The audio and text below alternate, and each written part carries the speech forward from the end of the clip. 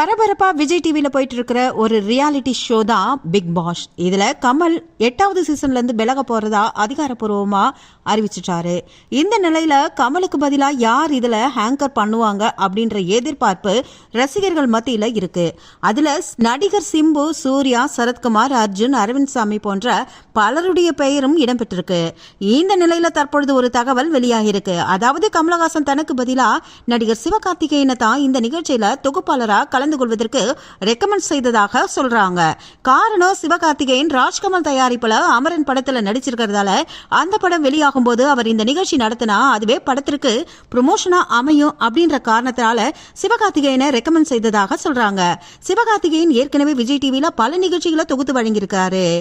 இந்த நிலையில மீண்டும் அவருக்கு இந்த வாய்ப்பு வந்து அவரும் சம்மதிப்பதற்கு வாய்ப்புகள் நிறையவே இருக்கு. வாரத்துல ஒரு நாள் மட்டும்தான் ஷூட்டிங் நடைபெறும். அதற்கு கோடிக்கணக்கில் சம்பளம்னா யாரேனும் மறுக்கவா செய்வாங்க?